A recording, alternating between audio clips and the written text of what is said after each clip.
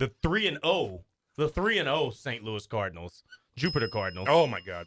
The march to the World Series is underway. And hey, it is what it is. I mean, we saw our new stud, Steven Matz, take the mound. Some people got Max Scherzer. Some people brought Clayton Kershaw back. Yep. Steven Matz is coming to town here. 2 scoreless yesterday. Feel good about it. But in all seriousness, after the news that we talked about with Jack Flaherty, after the news with Alex Reyes, who's going to go and, who knew where he was going to slot in at exactly, you need Steven Matz to be that guy. So him getting off to a good start, Charlie, I think that's really important because I think he's going to play a bigger role for this team than maybe we'd even pegged in the first place. Yeah, I think it's nice to see him throw with the Cardinals in a Cardinals uniform for the first time. Same as the other day, seeing Drew Verhagen, some of the guys that we haven't seen in a Cardinals uniform yet. To me, look, you forget too that this spring training is so short that all of a sudden, boom, you're gonna snap your fingers and it's gonna be opening day. So to me, the only thing that matters to me is that the Cardinals get out of spring training with no more injuries. Which is that possible? Who knows? They've already had a couple big ones before they threw their first pitch. Then the other thing is, I still think they have to address the starting rotation. So I'm guessing John Mozeliak is on the phone right now as we speak. I still think they're going to do something. I know the Flaherty news.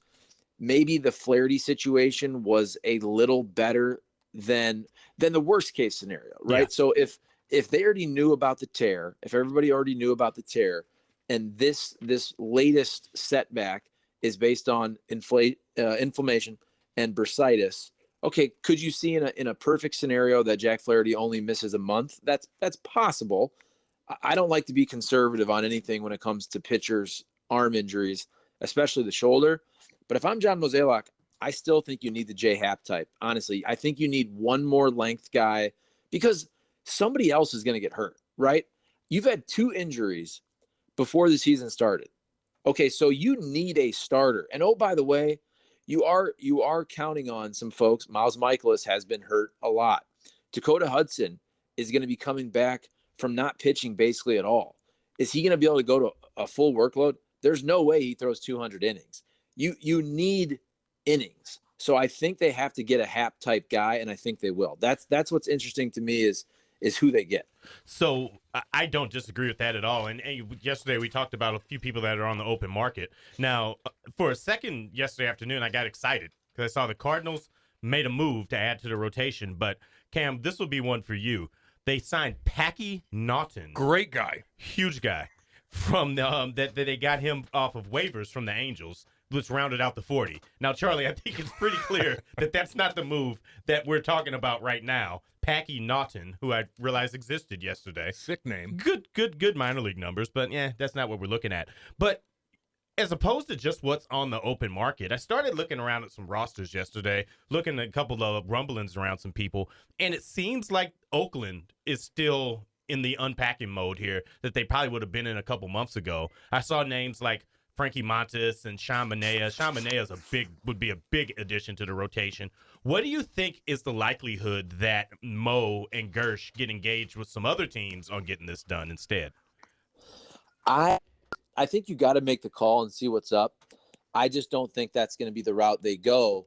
And I say that because those are some big-time players right there. Yeah. Those are some big-time starting pitchers, and you're going to have to give up a good amount to get those guys. If I'm Oakland and I'm now basically in a full-on rebuild, which, by the way, if you really want to get into that, there's a lot of kind of similarities between what Oakland's doing and what the old St. Louis Rams football team did. Because, look, when you go and you start looking at plots of land in Vegas, and we've known for a while that Oakland's looking to leave.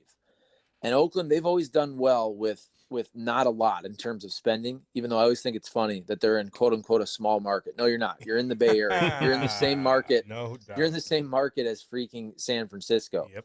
But if you're Oakland and you're looking to move, and it sure looks like they are looking to move, what better way than to unload all of your major league players in the last year or so, and you can, just like the Rams did, kind of point to, bad stadium, terrible attendance, but also whether they move or not, they want legitimate prospects.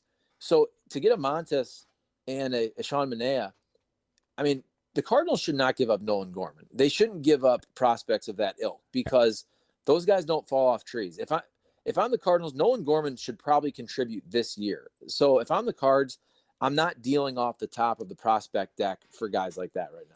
No, I don't think there's any way that you can include a Gorman, especially with the changes that are happening. You got to have extra bats. You've got the DH in play, and you just never know. I still, even though Tommy Edman picked up that Gold Glove last year, I still love the fact that he offers versatility to get around the diamond wherever you may need him. Because, again, you never know who may get hurt and what type of issues you may have. So you got to have somebody that's got some flexibility. Is Oakland going to go to Vegas? They're going to move, you think? Because how nice would that be? It's so all over the place, you know. I mean, they obviously, Charlie. I think that's a great point. When you start shopping for cities, that's a little different than shopping for starting pitchers. You know, that's a whole different type of thing. So I mean, you know, and they're starting to unpack the big contracts. We've seen that from Oakland before. Matt Chapman's gone now. You know, you made the Matt Olson trade. You know, they do that every 3 to 5 years anyway.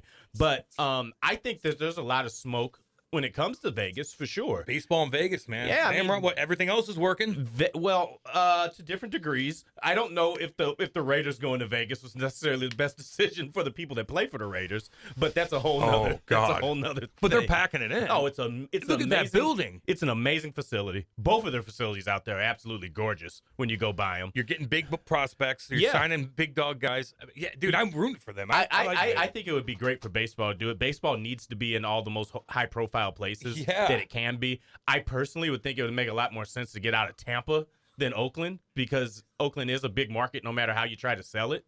But it is what it is. You know, we'll see what's there. Charlie, can I interest you in another maybe less expensive trade option that could be in play?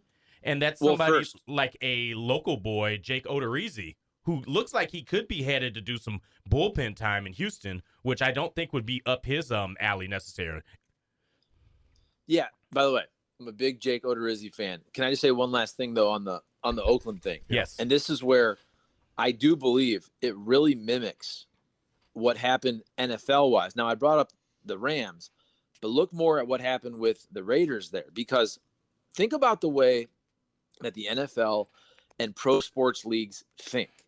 Okay, the NFL was able to leave Oakland, but guess what? You didn't leave that market. So you still have access to all those fans through the San Francisco/Santa Clara 49ers. So you take two teams out of a market. One of them was not performing great. They don't have a great stadium. You still have a beautiful stadium in Santa Clara. You don't lose that media market. You don't lose that footprint. Oh, by the way, you get into Vegas, a new market, a growing market, and the gambling center of the universe, as all of these teams try to incorporate all of these gambling casinos and sports books and virtual sites and bar stools of the world and DraftKings. Everybody's trying to get a piece of that pie. So if you're baseball, you have the exact same thing happening in Oakland.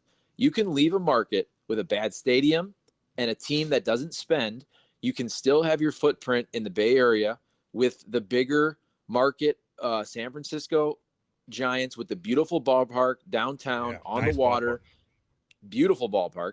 And then you still get to get into Vegas potentially with a brand new stadium in the gambling hub of the world, as baseball is trying to figure out how gambling creates all these new revenue streams for all these teams. It's really the perfect scenario. And by the way, if you're a league, you want to host all-star games in Vegas. You want to have all kinds of events there. Yeah, you do. And if I'm a superstar baseball player, I want to play for Vegas. I want that attention. I want that spotlight, especially if I'm young and I'm in the mix. Hell yeah. Here's the only thing that worries me about the A's. I guess I'd have to say the same thing about Tampa going there too, is that, all right, so you get to this market, you're there. Do you do what you need to do to have the guys there to really make it matter? Because, for example, you know, we look at L.A. You'd think, hey, two teams in L.A., great market, everybody should be a stud. Mike Trout's not the star Mike Trout should be, but he's playing right there in L.A. You know, I think Ohtani became a breakout star because that would have happened pretty much anywhere. Yeah. But will the A's invest in Oakland to have the stars there you need to? Because you can't be trading off all your big dogs every 3 years if in you're Vegas. Be there. Yeah. No, they're not going to take that. You got to do the work. Yeah. So, I don't know. I think that a team that approaches business like the Cardinals does would do amazing in that market. Yeah. But you know, because I think that even the Cardinals don't necessarily get all the shine for the stars that they should get that they've got here because of where they play at. But that's neither here nor there. I do think, bringing it back around to the top, I do think that the Cardinals absolutely have to do something about the rotation. Because I think that you look at guys like Matthew Liberatore, who, got off to a solid start in his first outing of the spring. You've got another first-rounder in Zach Thompson that's lurking around that you want to get a look at this year, I'd imagine. You've got all of these guys, Jake Woodford, around. But that, to me, doesn't say the Cardinals are ready to lock in and take advantage of a very, very winnable division that making another move, a late addition to the rotation, would right now. Yeah, and you started that because, of course, I go off on a tangent. You started that by asking me about Jake Odorizzi, who, and here's a guy, Highland, Illinois, stud coming out of the St. Louis area. He's been an all-star with the Twins a couple years ago. Really solid major league starter. You saw him last year. He threw to a 4.21 ERA. Also did really well in the playoffs coming out of the bullpen for the Astros. So that is the type of player that on paper I really like for the Cardinals. But if I'm the Astros, I'm not getting rid of him because that's the type of pitcher that every organization needs. Somebody who you can start, you can bring him out of the pen. And by the way, I don't think Jake Odorizzi at this point in his career wants to come out of the pen, but he also has a pretty nice contract. I know he's a free agent. He's got a player option next year in 23. Yeah. But he's on a 2-year deal, 2-year, $20.25 million bucks. So he's making about $10 million a year. So whether you're starting or coming out of the pen, he's making $10 million bucks. You got to like that. If I'm the Houston Astros, I'm not dealing Jake Odorizzi because they're going to have an injury too. You need somebody like that. And the thing about it is you look at what the team lost here with the Cardinals, and you lost KK Kim, who was that swing guy, who would be the perfect kind of guy to have right now that, hey, maybe he can do some bullpen if you need him to, but he definitely would be in the rotation the way things are shaking out right now. So I do think that that's a place that the Cardinals have got to be flexible in. That, again, I think the stakes are a lot higher because opening day is so close to business getting opened back up again. What about Sosa? Well, hey, what about Sosa? What do you think? I think that we spent a lot of the winter saying, is it going to be Trevor Story? Will they get involved in Correa? Yep. Will they get involved in all these guys? But all he's doing is still hitting. He's out there. He swung the bat hot again. I think he had a couple of hits yesterday again. You're bringing in he had one hit, drove in 3 yesterday. He's 286. That's solid to get things started off. But, I think that that's a guy that has got the chance to get a name up there. You hear a lot about Paul DeYoung, and you hear a lot about the fact they want to give him a chance to see things through. I just don't see Edmundo Sosa saying, all right, Paul, you can have the spot back after he took it last year and played well once he got it. Charlie, what do you think there between that? Do you think that's a true competition that spreads into the year? I do, and I think if you listen to what the Cardinals said all year, they do believe that Paul DeYoung will have a bounce back season. Now, whether you agree with that, that's up to all of us. I'm not sure if that's the case.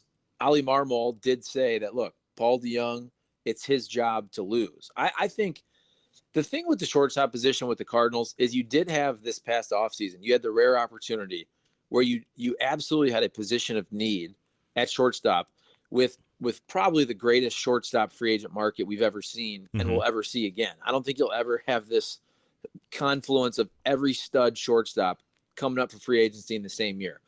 On the other side of that, though, the Cardinals, we all know, we can say what we want them to do, but I think it's always better to focus on what they probably will do because there's such a track record of how they do business. And everybody discussed, all this money coming off the books. And they cited Matt Carpenter and Carlos Martinez and Dexter Fowler's contract. Well, basically, 2/3 of that was already taken up by Nolan Arenado. Because remember, the Cardinals didn't have to spend anything on Nolan Arenado's deal last year. The Rockies picked that up as part of their $50 million gift, which is just crazy that the Cardinals, if you think about it, that they're able to get that still a year later. But just look at that money.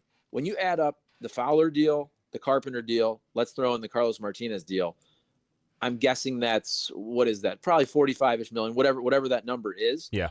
Well, Nolan Arenado, what's he making? 30-ish. Yeah, 30, 31. Poor guy. And then Steven Matz gets a deal for how much? 12 million a year. I mean, you're pretty close. You're pretty close to spending that money. Yeah, I mean, they consolidated. They took bad money off the books, threw it into a couple people. I'm not going to be one to sit here and argue about Nolan Arenado taking up 2/3 of that and then coming back. But I will say that this would be a phenomenal year to have a Kyle Loesch type show up on your staff when you need it. You go get a guy who's maybe been a little bit less somewhere else. You don't have to give up a lot to get him. You bring him in, and then that's the kind of guy that you add into the staff. I think they're in a position where they have to pursue that at least and see what comes from Did you it. write Mo an email like I told you to? I will. You got to do. Nate the will. Great, by the way, Nate the Great. Who'd you tweeted something out about you want to Barry Bonds back or something? What'd you say? Wait, you tweet? No, Very no. rarely. Nate tweets, but not Nate the Great doesn't tweet, Yeah, which right. is probably for the Very best. It's probably for the best. Hey, Charlie, did you see that clip? I don't know how the hell this guy did it. He's got a lot of time on his hands, but I appreciate him doing it. But you can watch every single pitch that Verhagen threw in his start on either Sunday or Saturday. It was like a minute and 45 seconds. You could see every pitch. He was humming like 93, 94 miles an hour, very easy delivery. I don't know. It just looked like a guy that, if he can throw strikes, I like it. Well, first of all, I didn't have a lot of time this weekend, so I threw that together. You're welcome. Thank I'm you. glad you enjoyed it. But no. Did you No, see I it? did not see that. Oh. I did not see that specific clip, but I do like that move. And I like that move before you had the injuries to Reyes and to Jack Flaherty. He's also a guy that, look, sometimes it takes a while to figure it out. And he was with the Tigers. He was decent. He wasn't great. He goes to Japan. And that's another market where I think it's funny because every year we always kind of say, what are the Cardinals going to do? And this is where the Cardinals and John Mozeliak, they give you such a good track record of how they do business. Here we are in like year 4 or 5 of every offseason. Mozeliak grabs a pitcher from Korea or Japan. And it's either a Japanese or a Korean player, or it's one of these American pitchers like a Michaelis or a Verhagen that go there, figure it out, and come back. And I still feel like every year we're always like, hey, Max Scherzer. We never focus on these random dudes we've never heard of that come from Asia. And that's the route they go. At least it seems like once in off season, Mozeliak grabs one of those guys. Confident Seth, you want to put a bow on this bad boy?